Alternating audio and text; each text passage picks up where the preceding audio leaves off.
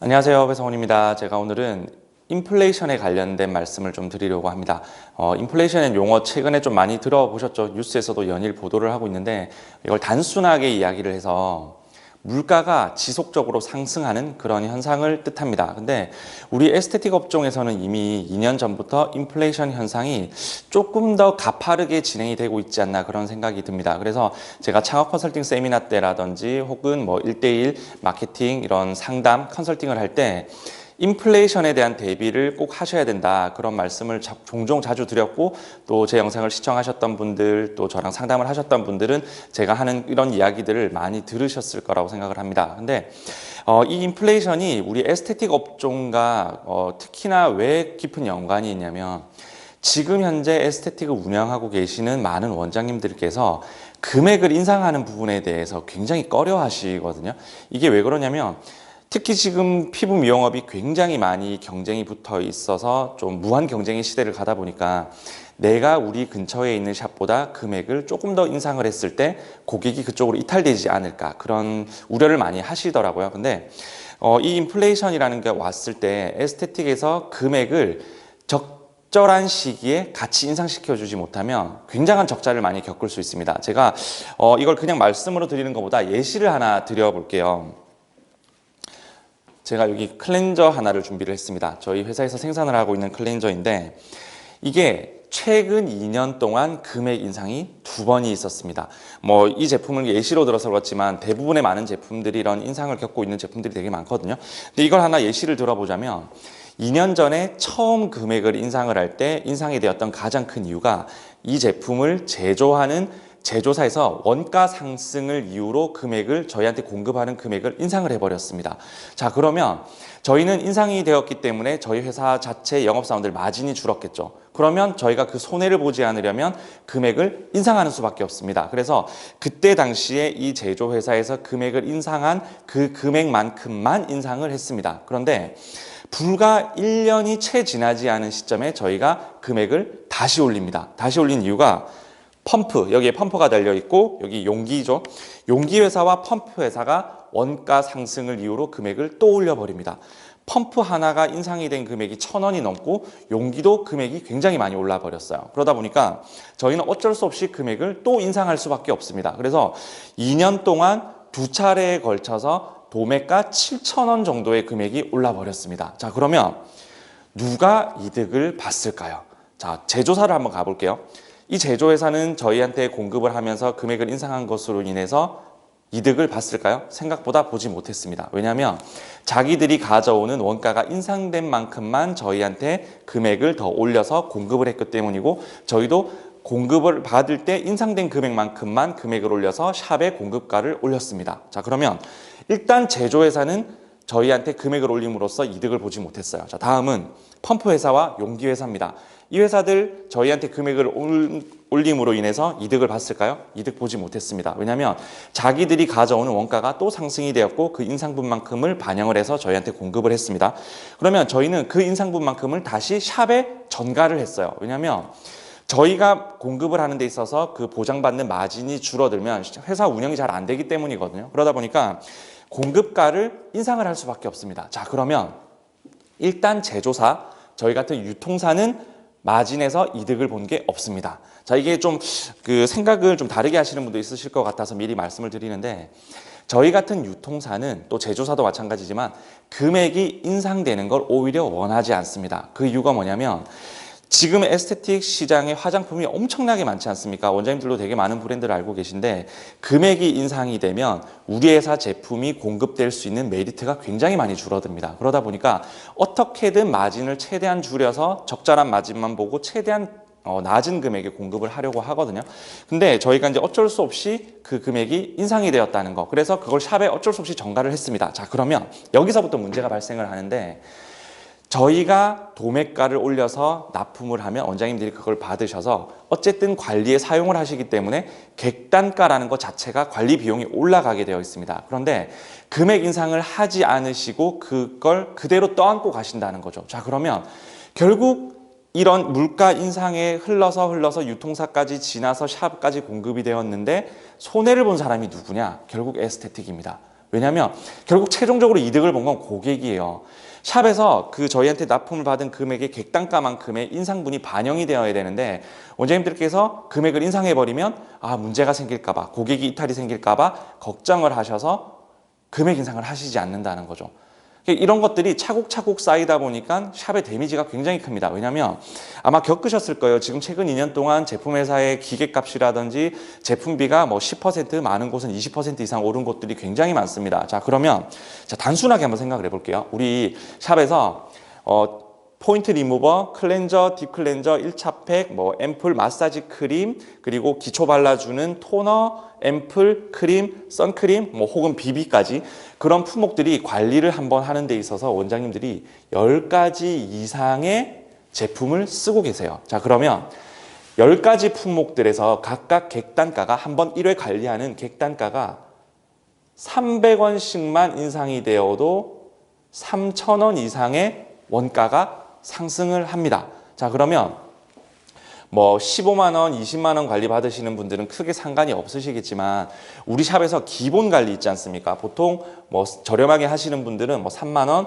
또 5만 원 이 정도 선이 되는데 원래 기존에 받으시던 그 금액, 그 관리를 하시던 그 금액에 객단가가 있을 거란 말이죠. 그러면 예를 들어서 그 객단가가 10,000원이었다고 가정을 해볼게요. 자, 그러면 인플레이션이 왔어요. 그래서 금액이 인상이 됩니다.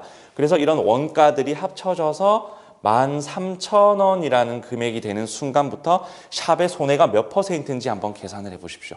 객단가가 올라가는 만큼 그 관리 금액은 객단가의 3배가 올라가야 샵에 세도 나가고 뭐 관리비도 나가고 고객을 위해서 준비한 여러 가지 다과들, 소모품들 그런 것들이 이제 구매를 하셔서 관리를 하시기 때문에 무조건 객단가의 3배만큼의 금액은 인상이 되어줘야 됩니다. 자, 그러면 지금 3만 원 받고 계신 분들은 금액이 최소 4만 원 정도까지는 올라가야 돼요. 자, 그러면 이건 기본 관리이기 때문에 그런 건데 만약에 기기 관리라고 생각을 한번 해보세요.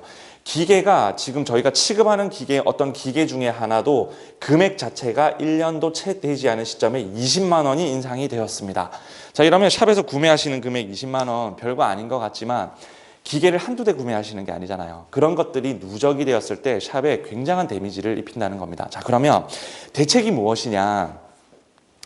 인플레이션이 급격하게 오는 이 시점에는 일단 샵에서 금액을 올려두고 보셔야 됩니다. 자, 제가 아까 말씀드린 대로 원장님들은 금액이 인상되는 걸 두려워하신다 했잖아요. 근데 이걸 두려워하시다가 시기를 놓쳐버리면 큰 문제가 발생을 합니다. 자, 어떤 문제가 발생을 하느냐? 갑자기 내년에 지금 우리 해가 바뀌기까지 이제 한 보름 남짓 남았습니다. 근데 해가 바뀌면서 인플레이션이 더 심하게 와서 해 바뀌면서 10% 내지 20% 금액 인상이 또 이루어져요. 그러면 원장님들은 금액을 높이지 못하시고 내가 20%에서 30% 손해를 떠안으시면서 내 순마진이 20, 30% 줄어드는 거죠.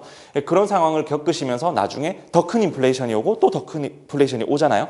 그때 돼서 금액을 인상을 하는 게 더 위험합니다. 자, 예를 들어서 지금 3만 원을 기본 관리로 받고 계신데 금액을 내년에 4만 원으로 인상을 해야 되는 시점임에도 불구하고 인상을 못 하셨어요. 그런데 갑자기 인플레이션이 좀 더 심해져서 제품 회사들이 어쩔 수 없이 금액을 인상을 하기 시작을 합니다. 자, 그래서 예상했던 것보다 금액이 더 높아졌어요. 자, 그렇게 되면 5만 원쯤 받아야 타산이 나오는 구조가 됐는데 나는 아직도 3만 원을 받고 있으니까 더 이상은 안 되겠다. 그래서 정말 생뚱맞게 내년 3월 달쯤에 금액을 인상을 해버립니다. 3만 원에서 5만 원으로. 그러면 고객들이 그 즉시 급격하게 이탈을 해버립니다.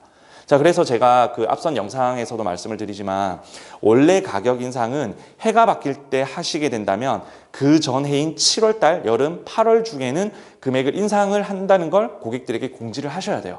자, 내년부터 이런 원가 인상으로 인해서 어쩔 수 없이 저희 샵은 그 기본 관리를 3만 원에서 4만 원으로 인상을 하도록 하겠습니다. 고객님들의 양해를 바랍니다. 이렇게 해서 해가 바뀔 때 고객이 대비를 할 수 있게 해야 되는데 갑자기 금액 인상됐다 해서 그 인상이 된 금액을 고객에게 전가를 바로 시켜버리면 이탈이 일어난다는 거죠. 자, 그러면 미리 금액을 올렸을 때는 뭐가 다르냐면 자, 3만 원에서 5만 원이 된다는 사실을 인상 공지를 미리 했습니다. 그래서 5만 원으로 올려뒀어요. 이거는 인플레이션이 내년에 더 급격하게 올지도 모른다는 것에 대한 보험이고 대비입니다. 그래서 5만 원으로 인상을 했어요. 자, 근데 막상 해가 바뀌었는데 제품 회사에서 왜 제품 가격을 인상을 하지 않지? 왜 저희도 내년에는 한 10%, 15% 인상이 되어야겠다 예측을 하고 있었는데 의외로 갑자기 물가 안정이 살짝 일어나면서 그 공급 가격이 변동이 없었던 거예요. 자, 그러면 원장님들께서 어떡하지? 나는 인플레이션에 대비해서 5만 원으로 금액을 인상을 해뒀는데 이걸 걱정하실 필요가 없어요. 왜냐하면 5만 원으로 오른 상태에서 우리가 샵이 할 수 있는 건 바로 이벤트입니다. 이벤트를 걸어서 할인을 해서 3만 원에 준하는 금액으로 돌려줄 수 있어요. 그럼 고객은 5만 원으로 인상됐던 금액이 3만 원에 준하는 금액으로 돌아왔네. 그러면 불만이라는 게 생기지 않습니다.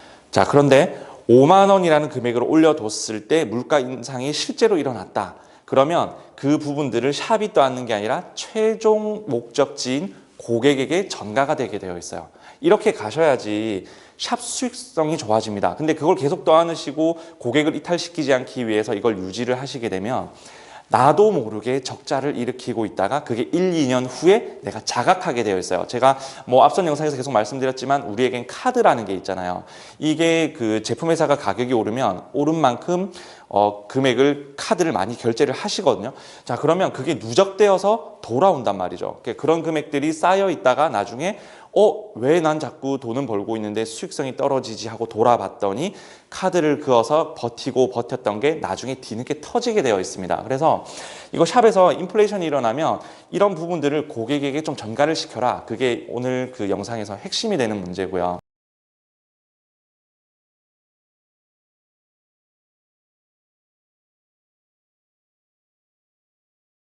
샵에서 지금 그 재무제표 관리를 안 하시는 분들이 대부분이세요. 그러니까 매출장이라고 하죠. 우리가 얼마의 수익이 발생을 하고 거기에 제품회사로부터 얼마가 지출이 되고 세가 얼마가 나가는지 내가 이번 달에 정확하게 얼마를 벌었는지 모르시는 분들이 굉장히 많습니다. 그러다 보니까 인플레이션이 와 있어도 그걸 체크하지 못한다는 게 굉장히 큰 문제점입니다. 특히나 우리 샵에서 그 씀씀이라는 것 자체가 내가 원래 벌고 있는 그 금액 대비해서 씀씀이가 커지게 되어 있어요.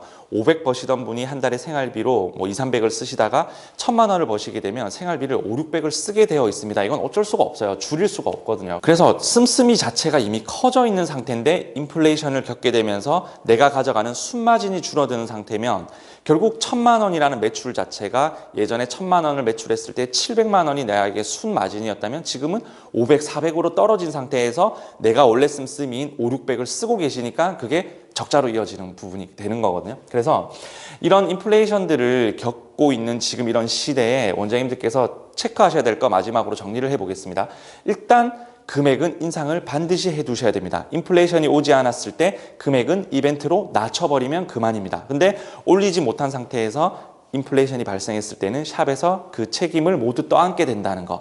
자, 두 번째는 지금부터라도 해가 바뀔 때 2022년부터는 매출장을 정확하게 기입을 하십시오. 얼마의 제품이 들어와서 얼마가 지출되는지, 또 하나 중요한 건 내가 객단가, 클렌저를 한번 내가 고객이 오면 몇 번 펌핑하는지, 그게 1000ml짜리면 2번을 펌핑해서 쓴다면 500번을 쓸 수 있구나. 그래서 500회를 나눠서 그게 객단가가 얼마인지를 기록을 하신 다음에 해마다 제품비가 인상될 때마다 그 객단가를 계속해서 업데이트를 해 주셔야 돼요. 그래서 내가 정확하게 순마진이 얼마 발생하고 얼마의 객단가로 얼마짜리 관리를 하고 있는지에 대한 그 데이터, 이 데이터를 확보하지 못하시면 앞으로는 인플레이션이 분명히 더 심해질 겁니다. 그때 나중에 돌아봤을 때 내가 이 돈 벌어서 제품회사 제품비 주고 세내고 나니까 나는 가져갈 게 없네. 이런 일들이 많이 발생을 하는 겁니다. 자, 그래서 자꾸 미루지 마시고 제 영상을 보셨다면 이 순간부터라도 이런 부분들을 잘 정리를 하셔서 사업을 하시는 거예요. 근데 대부분의 원장님들 중에서 이런 것들을 잘 하지 않는 분들이 내 사업을 하면서 직원처럼 일을 하고 계세요. 그래서 이런 부분들을